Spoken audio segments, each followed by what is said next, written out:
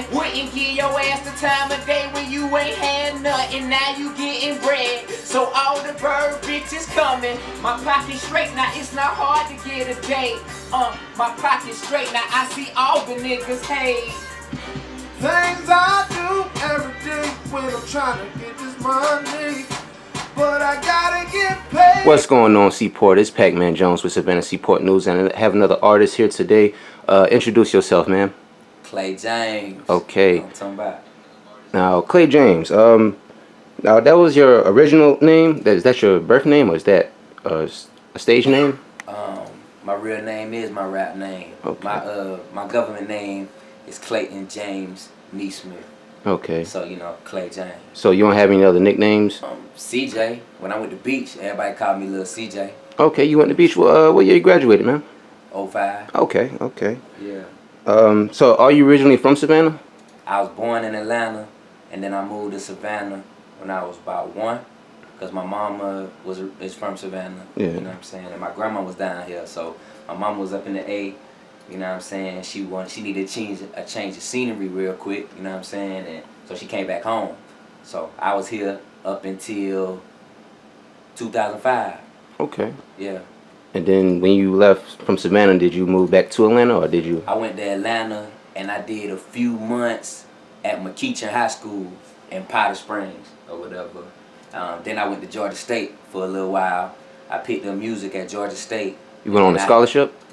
I had hope. Oh, okay. I had the shit everybody else had, but I ain't had nothing too crazy. Like, my GPA wasn't like that. It might have been like a 3.3 or 3.5 or something. I couldn't get like nothing more than hope. You feel me? Yes. But I had went to Georgia State. It was paid for through the hope or whatever. But I ended up kind of leaving school to do music. You know what I'm saying? I picked up music while I was at Georgia State. One of my frat brothers was like, "Man, you got a cool image. You know what I'm saying? The ladies like you. Shit, you might need to rap." And at first, I took it as a joke. You feel me? Like, I was like, "Man, this nigga bullshit." But then I thought about it. I was like, "Man, it might work." You feel me? So I started recording like 2 weeks after that. And my first song ended up on Atlanta radio on Hot 107.9 on a competition called Battlegrounds. And I won Battlegrounds. After I won Battlegrounds, like all the bloggers and everybody, and then they started picking up on my sound, and then it made people around campus take my situation serious. And then next thing you know, I'm getting booked at Georgia State parties, Clark Atlanta, Spelman, Morehouse, Georgia Tech, and UGA. And then I built like the little college following, and then after that I put out mixtapes. I ended up putting out like 15 mixtapes with DJ Iceberg, and that's how I started jumping off. Okay. You remember the first project you recorded, or even the first song you recorded? The first song I ever recorded was called Party Starter. What year was that? 2010. Okay. Yeah, and then the first project I recorded was called College Dropout Volume 1. Okay. Because Kanye West is like one of my favorite artists or whatever, and I was playing off the fact that both of us dropped out of college. You know what I'm saying? Except I spelled college with a K because I'm a Kappa. Yeah. So that's how that. Now was that transition from living from Savannah, going to Atlanta and going to school, was that transition any like hard for you? Was it difficult? At first, because like not with the girls though. Like the girls was like, oh, he talked different, like he looked different, so they was bopping. You feel me? But like. It was a minute before I could make like friends and shit like that in the A, cause they ain't really understand me like that, and I didn't really understand them. For years, Savannah niggas and Atlanta niggas ain't really click like that. Yeah. You know what I'm saying? We just different. Like we just different. What you think is the main difference between Savannah people and Atlanta people? Is it like the attitudes, or is it like? It's like in the A, it's a big city, so. It's a lot less genuine love. You feel me? Like when you in a smaller town, everybody know everybody family know everybody. You know what I'm saying? It's a little more family orientated. In the A, everything's spread out, so it was just kind of hard for me to adjust to being in a big place for real. And now currently you live in California, right? No. I be in LA next week. Oh, you know what I'm saying? But I stay in Atlanta though. Oh, okay. Yeah. And I be in Savannah like one weekend out the month, every month recording in here, because I make my best music down here. Okay. Do you have any other studios, or this your only studio you perform? The studio I be at in Savannah. Okay. Yep. Most definitely. Euphoria Sound Studios. Yeah. Now this is the first time I've ever been inside a studio. Like, this is a nice setup. When you walk in a booth or just in the studio, is there anything that you need, like any top things that you need, like any necessities that you need? Like, when I look, it looked like you didn't need much. You know, I went to another rapper, and he had to have, you know, drinks and whatnot just to formulate. I ain't had no liquor in about 2 years. So, wow. And I ain't smoked since I was on tour with Snoop. So let's say 7 to 8 months. Cause it's like once you've been smoking that good, it's kind of hard to come back down. You know what I'm saying? It's like it ain't the same. You feel me? No. So I ain't really been smoking or drinking. So I don't have none of that in the studio with me. You might catch me with some candy, like some sour punch straws or some gummy bears or some shit, and I make sure I got me some water. You know what I'm saying? But other than that, I be focused, bro. I want my music to come out the best it can, and I do that when I ain't under the influence. Well, what does it take to make a Clay James record? Like, do you have to have something on your mind before you walk in the booth? Do you have to just be motivated? Can you come in the booth without any motivation? Or? Nah, I say what's in my heart. A lot of my stuff I don't write, so it's coming straight from my heart. You know what I'm saying? And as long as I got like a country rap tune-esque or a southern playalistic-esque beat, you know what I'm saying? We good. We good. It's gonna do what it's gonna do every time. Now, you was talking about actually meeting Snoop Dogg. How did that even happen in the first place? Alright, so in 2016, I was at South by Southwest in Austin. I did a show. It was a day party that Black Auerbach was having. And after I got off the stage, it was about 15 or 20 Crips waiting on me. Ooh. So I was like, man, I wonder what's going on. You feel me? I was like, man, I wonder if it's some pressure. You know what I'm saying? But shit, when I got down off stage, them niggas really embraced me and was like, you know what I'm saying? They really liked what I had going on. And I kicked it with them boys, the rest of South by Southwest. And then before we left the festival, we exchanged, you know what I'm saying, information. And it's like, look, man, we fuck with Snoop Dogg. We about to give him your music. We think he'll like how you coming. And I was like, all right, bet. I ain't think they was going to do it, you know what I'm saying? But sure enough, like 2 weeks later, I got an email from Snoop's head of A&R, Doggy Style Records. Yeah. He asked me to send 3 songs that would be potential singles. Like if I had to release an official single, send me 3 options. So he took the music down to Snoop. Snoop heard it. They picked the song. They picked my song Southern Player Shit, featuring my dog Messiah the Rapper. And he put it out on his platform, Doggy Style Records. He put it on his SoundCloud. And he introduced me to the world on his Instagram and Twitter. And after that, shit just started going viral. And then once that happened, he called me personally the following Monday. And he basically was like, look, man, I want to keep you with me, man. Like, you a cool little nigga. I like everything you got going on. He's like, man, you going to be my artist. At the time, he was on tour with Wiz Khalifa, right? So he was like, man, when I get done with this tour, you know what I'm saying, we going to get the business handled. And basically give me some new paperwork, transitioning me from a single deal to records, you know what I'm saying, to doing albums under him. So he got off tour with Wiz. He came to get the Lifetime Achievement Award for BET in Atlanta. We kicked it then. I also was kicking it with him on some of them tour dates too.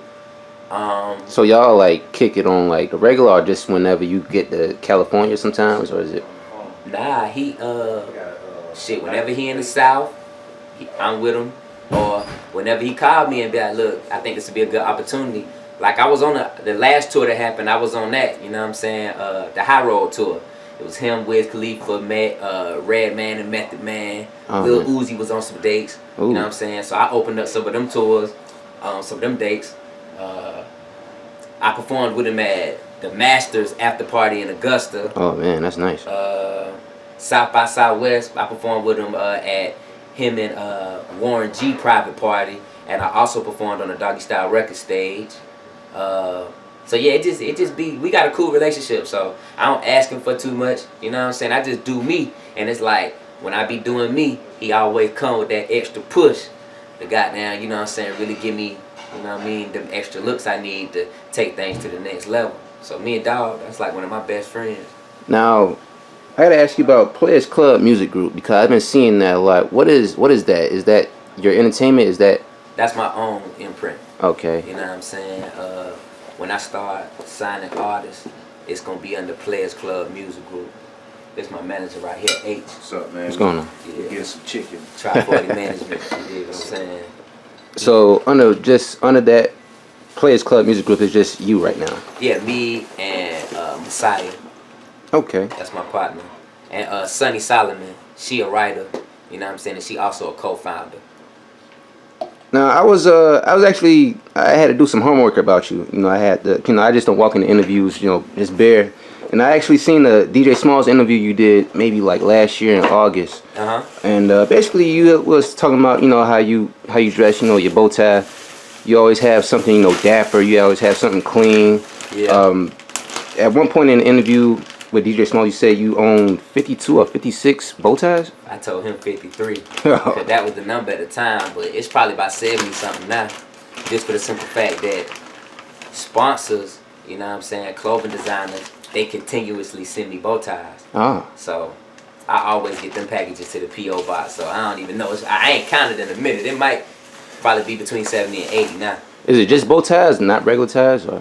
Now I don't wear regular ties because you know the tie, the way they tie the knot on a regular tie is how they used to hang slaves back in the day. That's the same type of knot. So I wear bow ties. You feel me? Oh, that's deep, man. Yeah.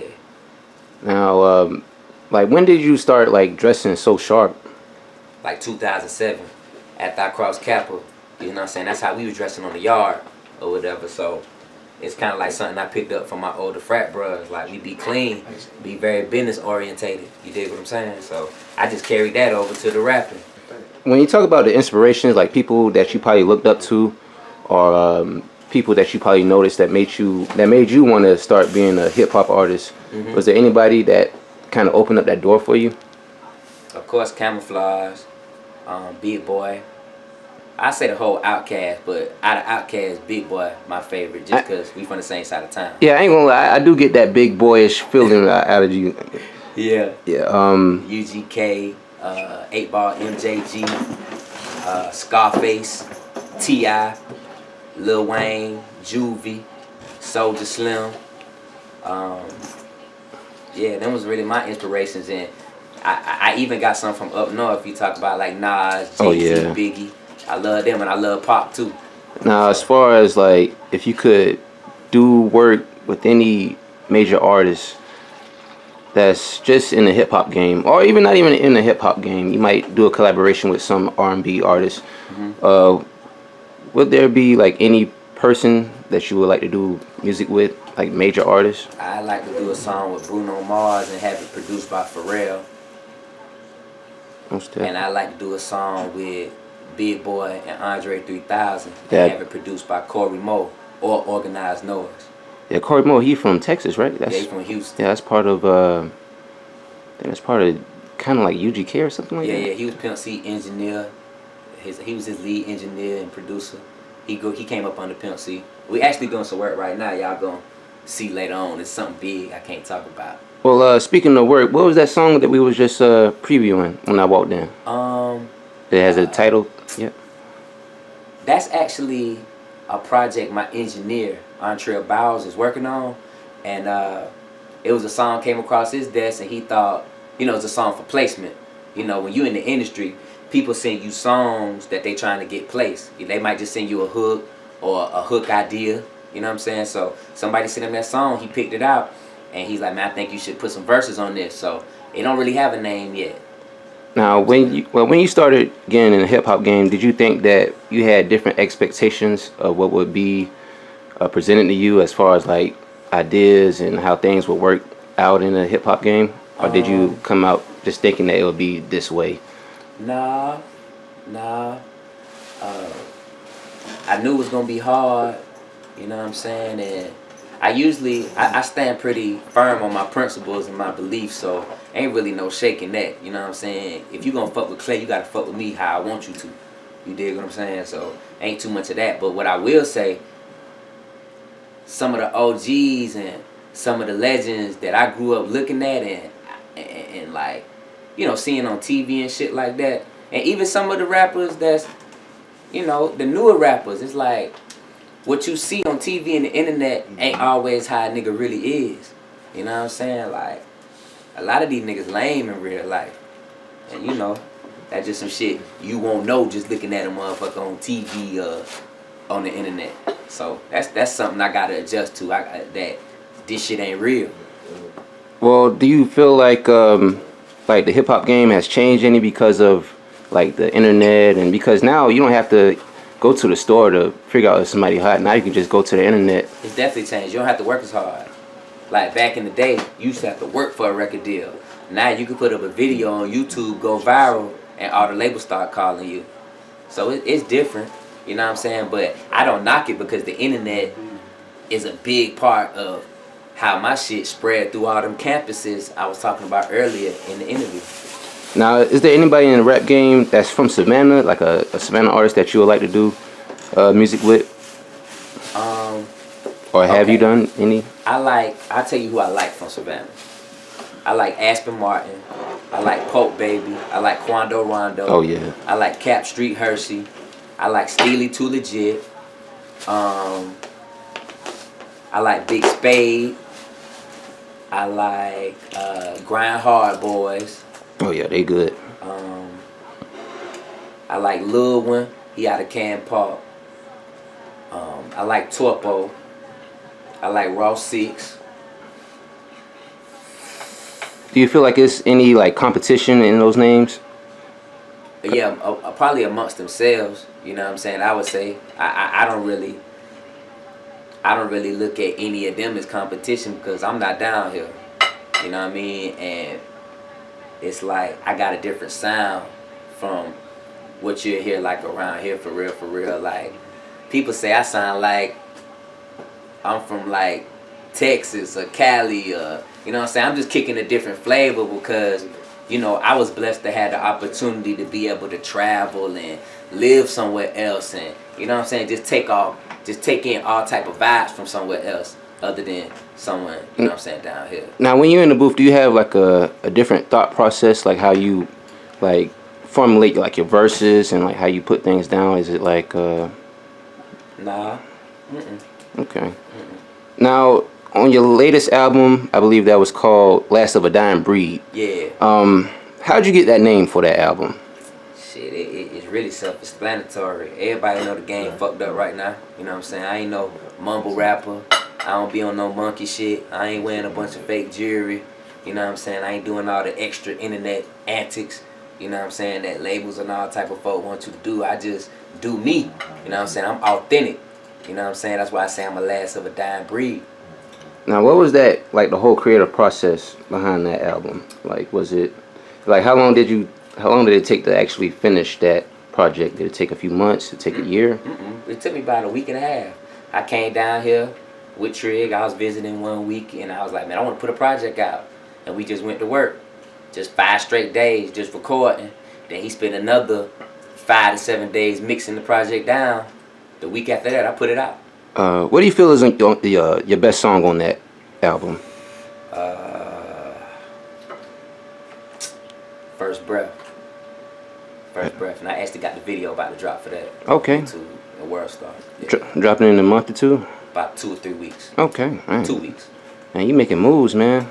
Now, as far as like some of the key points or some of the main things that you talk about, like in your rap lines, what are like some of the things that you talk about the most? So what are some things that you want your audience to take away from you when you're on the track? I talk about working hard a lot because I believe that if you work hard, eventually you'll get everything you want out of life. I talk about the struggle. I talk about hustling, encounters with women. You know what I'm saying? How I went to school and it didn't work out and I found something that worked for me. You know what I'm saying? Just to let folks know that, you know, school ain't gonna work for everybody. You know what I'm saying? I ain't knocking school. You feel me?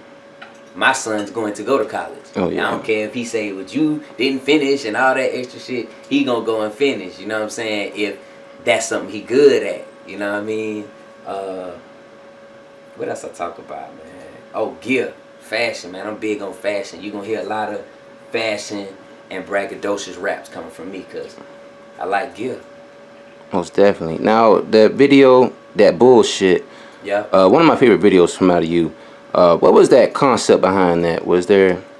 Well, I was down here, except I was at the garage. That's another studio I used to record at with a Phillion, and they played the beat. We was rehearsing for a concert I was having at Forsyth Park, so they just happened to play the beat, and the first thing came to my mind was when I was mumbling trying to catch a tune.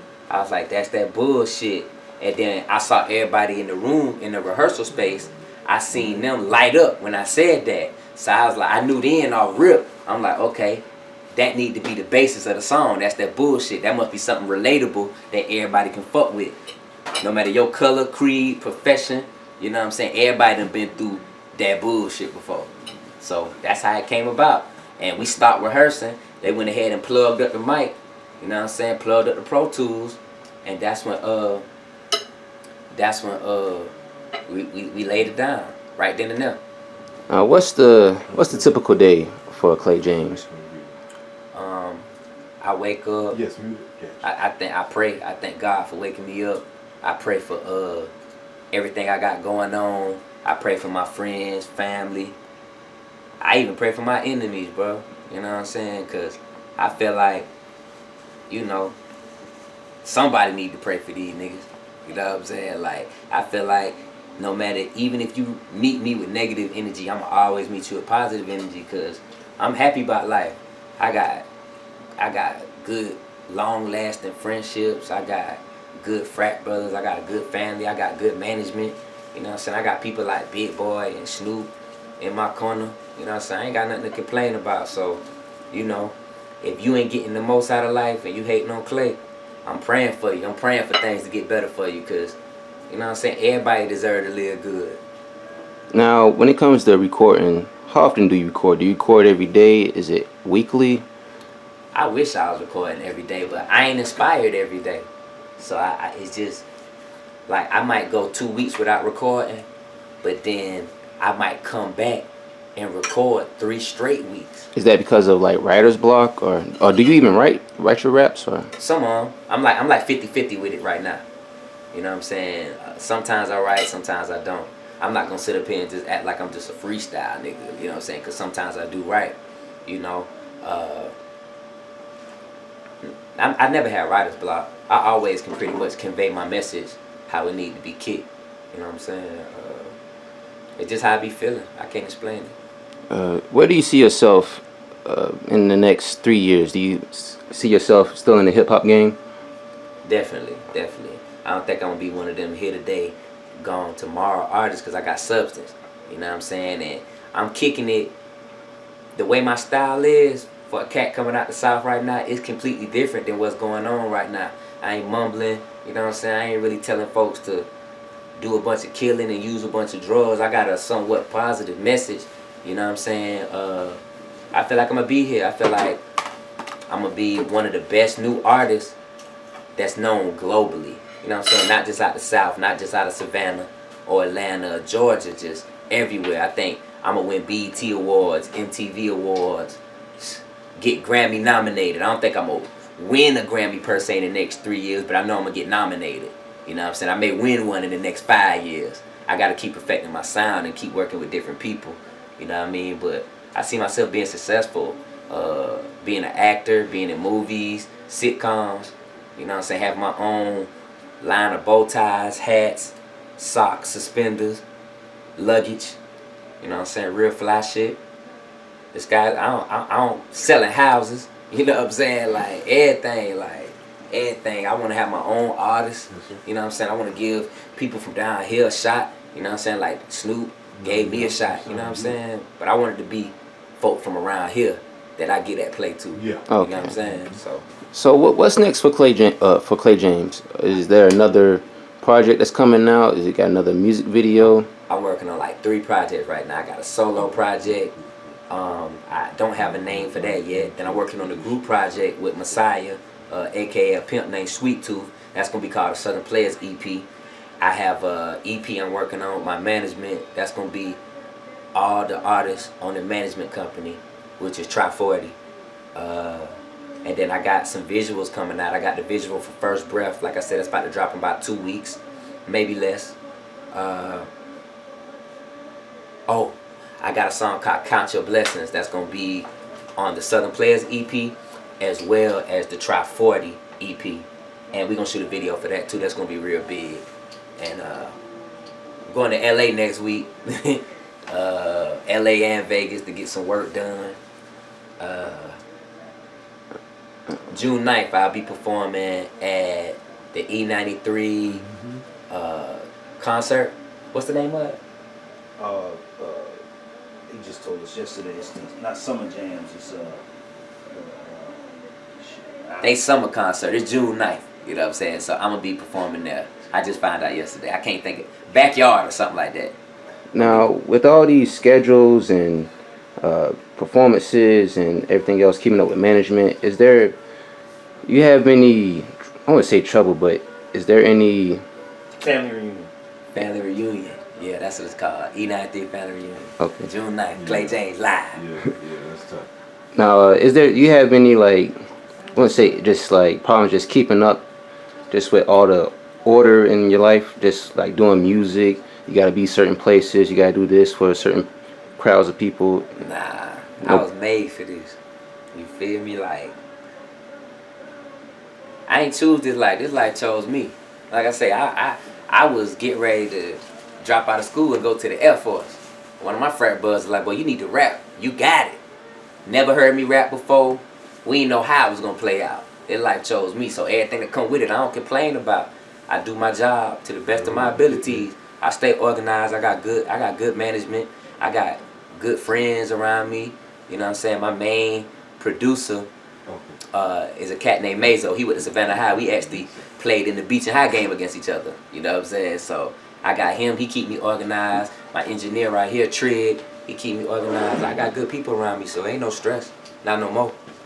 Most definitely, man. Most definitely, man. You look really blessed, man. You working with some good people, man. I really like seeing people that's like working hard on their craft, because a lot of artists that I did cover before, like a lot of them like give up, and you have that drive and you have that talent and you have everything working on your side, man. And I congratulate you a lot, man. Appreciate you. And I like your platform too. I know we've been going back and forth trying to get up for a minute. Oh yeah. Things just crazy, cause I work too. I know you a busy person going from state to state. Yeah.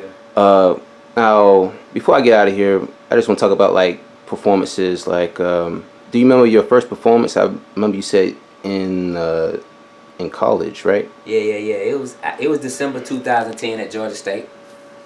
I can't remember what the venue was or what the theme behind it was, but I know it was December 2010 around Georgia State campus. Most definitely, man. How did that make you feel, like getting on stage for the first time? Does it feel like how it feels now? See, it's different for me because, like,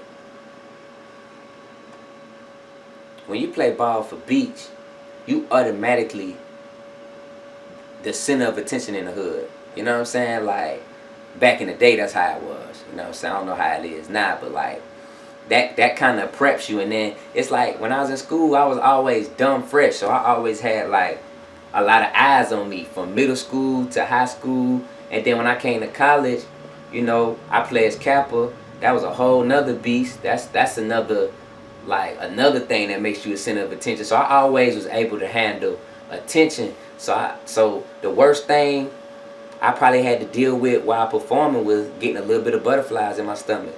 But I felt like I was supposed to be up there, so I never had no problems being on stage. My first performance went well. My music wasn't all that, but my performance was off the chain. Most definitely. Now, we about to get out of here, man.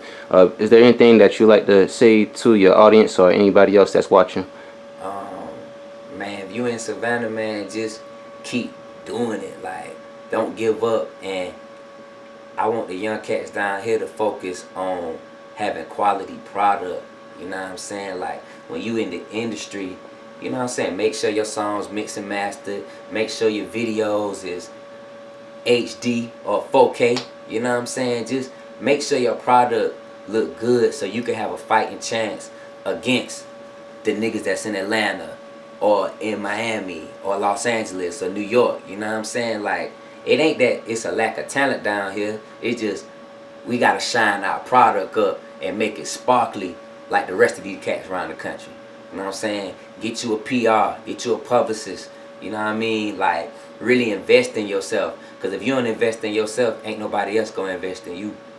Most definitely. Clay James, it's been an honor to have you here. Actually been an honor for me to be here. So thank you. For sure.